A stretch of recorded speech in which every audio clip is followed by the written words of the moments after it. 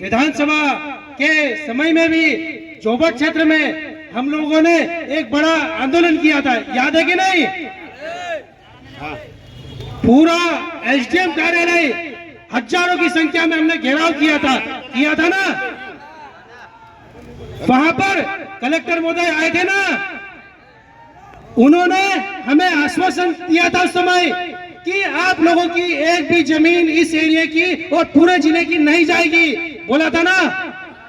उस बीच में भारतीय जनता पार्टी के लोग भी थे, उन लोगों ने भी आश्वासन दिया था ना, हमें दिया था ना, 1 इंच भी आप लोगों की जमीन नहीं जाएगी, बोला था ना। जैसे ही विधानसभा खत्म हुआ, लोकसभा खत्म हुआ, फिर से पुनः हमारे खट्टाली गांव कस्बे में फिर से ग्रेफाइट निकालने के लिए अधिकृत कर दी अंतर्राष्ट्रीय कंपनी को। तो मेरा कहना है, जो वर्तमान में सरकार है, पहले तो अंधी भी थी, अब तो बहरी भी हो गई है। पहले अंधी थी, अब तो बहरी भी हो गई है। मेरा कहना है कि इस जिले के हमारे मंत्री साहब हैं, उन्होंने पहले भी आश्वासन दिया था। माधु दादा है, उन्होंने पहले भी आश्वासन दिया था। हमारे सभी इस जिले के कलेक्टर, उन्होंने भी आश्वासन दिया था। लेकिन इस विधानसभा और लोकसभा खत्म होते से ही फिर से ग्रेफाइट निकालने का काम किया है। आदिवासी इतना बेवकूफ नहीं है, ज्यादा आप अंधेरे में नहीं रख सकते हो। और जो वर्तमान सरकार है, वो हमेशा आदिवासियों का शोषण, अत्याचार, आदिवासियों को मारने का काम करते हैं। आज मनावर में हमारे लोगों को अंतर्राष्ट्रीय धारा लगा के उन्हें रासुका लगाई जा रही है। हमें हमारा अधिकार है, हमारा हक मांगने की अधिकार है। अभी मैं माछलिया से हूं, मुझे आज भी याद है, माछलिया में फाटा डैम बनाए ना। वो बात 25 से 27 साल पहले की बात है, 20 साल पहले की बात है। वहां पर सरकार ने हमारी जमीनें ली, सरकार ने बोला आप लोगों को मुआवजा दिया जाएगा। मुआवजा कितना? 20 लाख, 25 लाख, 5 लाख, 2 लाख। आज वो पैसा खत्म, मुआवजा खत्म, आज हमारी जमीन चली गई। आज मैं 35 का हो गया हूं, लेकिन हमारी जमीन चली गई। ऐसे ही करके सरकार ने ककराना जो डैम, ककराना में जो हमारे लोग हैं, जिन लोगों को सरदार सरोवर डैम बनाए, वहां पर गुजरात में बनाए ना, वहां पर भी हमारे लोगों को बोला आपको सरकार अच्छा मुआवजा देगी, अच्छा पैसा देगी और गुजरात में आप लोगों को जमीनें देगी। जिन लोगों की ककराना पूरी पट्टी में जमीनें गई है ना, आज गुजरात में वो टीन शेड के अंदर रह रहे हैं। वो इतनी बुरी हालत है। और डैम बना है गुजरात में, जमीनें गई है हमारे ककराना में। पूरा पानी के मजे गुजरात के लोग ले रहे हैं ना। पूरी नहर गुजरात के मजे ले रहे। सरकार बोल रही है कि हम जन जन घर घर तक पानी पहुंचाएंगे। कहां पानी पहुंचाओगे? वो जो सरदार सरोवर डैम बना है, वहां देख लीजिए, पूरा गुजरात मजे ले रहा है ना। हमें बेवकूफ समझती है सरकार, जो वर्तमान में वो आदिवासी हितैषी नहीं है, वो आदिवासी विरोधी है। वो आदिवासी को खत्म करना चाहती है। आप समझ लीजिए। पूरा मैं वापिस दोहरा रहा हूं, हम लोगों ने धरना, प्रदर्शन, ज्ञापन गांव गांव जाके लोगों को समझाया कि जमीन हमें 1 इंच जमीन देना, लेकिन पार्टी के दल के लोग आके हमें समझाइश दी कि आपकी 1 इंच भी जमीन नहीं जाएगी। तो फिर से ये 600 एकड़ जो खट्टाली के आसपास कस्बा है, फिर से अधिकृत क्यों किया गया? सवाल और जवाब तो बनता है कि नहीं?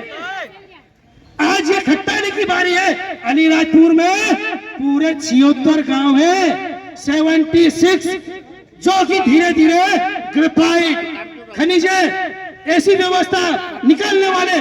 मेरी लड़ाई मेरे समाज के लिए, मेरा कहना है आज जमीन चले जाएगी। हम तो कुछ 50% हो चुके हैं, लेकिन हमारे जो बच्चे हैं, आने वाली पीढ़ी, वो क्या करेगी? हम हमारा लकड़े जलाने का कहाँ काम करेंगे? खेती कहाँ करेंगे?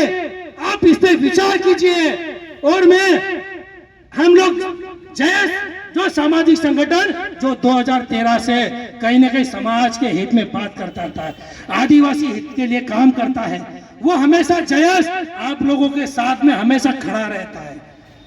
हम लोग दिन रात हम लोग 2013 से काम कर रहे हैं। सरकारों की नीति ऐसी है, हम लोगों ने गांव-गांव जाकर लोगों को समझाइश दी, जल जंगल जमीन बचाने का काम किया हमारे लोगों ने, हमने समझाइश दी। तो अभी वर्तमान सरकार हमारे लोगों को रासुका दे करके जिले में, अलीराजपुर जिले में लोगों को, हमारे साथियों को जिला बदल कार्रवाई करती है। गजब, जिन लोगों के पर अपराध है 50-50, 60-60, हमारे साथी के तो 1 से 2 भी नहीं थी। मुकेश रावत भाई है जो हमारा साथी है, उसके ऊपर जिला बदल कार्रवाई करी बेवजह छोटे मोटे केसेस के लेकर। तो ये सरकार समझ में नहीं आ रहा करना क्या चाहती। सरकार आदिवासी को खत्म करना चाहती है।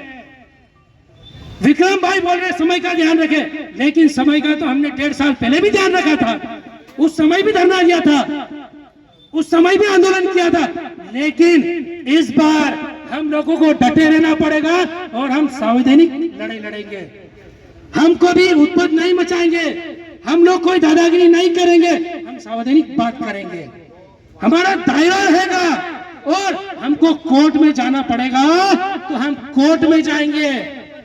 आज खट्टानी में जो ग्रेफाइट खनिज हो रहा है, कंपनी आ रही है, मेरा मानना है हम जब कलेक्टर साहब के चेंबर में जाते हैं, एसडीएम साहब के चेंबर में जाते हैं तो बोलते हैं साहब से मिलना, तो वहां का प्यून आता है, बोलते हैं साहब अभी मीटिंग में बैठे, आप बाहर बैठिए। ऐसा होता है ना, यही होता है ना।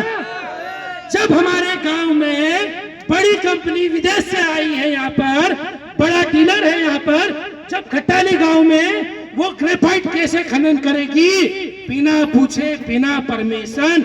मेरा कहना है मेरे गांव में, मेरे घर में आया कोई आदमी बिना पूछे किचन में जाएगा क्या? खाना बनाने नहीं जाएगा ना। तो सरकार अंधी भी है और बेरी ऐसी सरकार का हम लोग विरोध करते हैं। समय का अभाव है, देखते हुए हमें कैसी भी लड़ाई लड़ना पड़े, हम संवैधानिक लड़ाई लड़ेंगे, कानून की प्रक्रिया से लड़ेंगे, हम उत्पत्ति नहीं मचाएंगे। लेकिन हमको लड़ना पड़ेगा तो हम लड़ेंगे कि नहीं लड़ेंगे? जब वक्त आएगा तो ये तो अभी कुछ हमारे 3 से 4 गांव के लोग हैं, जब वक्त आएगा ना, विश्व आदिवासी दिवस 9 अगस्त आ रहा है, उस दिन पूरे जिले के लोग अलीराजपुर में हर एक घर से, हर एक गांव से पूरा ग्राउंड, कॉलेज ग्राउंड भर देंगे।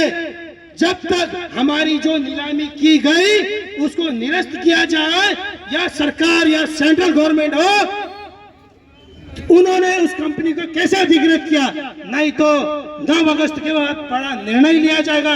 अनिश्चित हड़ताल करना पड़ी तो भी अनिश्चित हड़ताल करेंगे कि नहीं करेंगे? साथियों, समय का अभाव देखते हुए मैं मेरी वाणी को यही विराम देता हूं। जय जोहर का नारा है, जय जोहर का नारा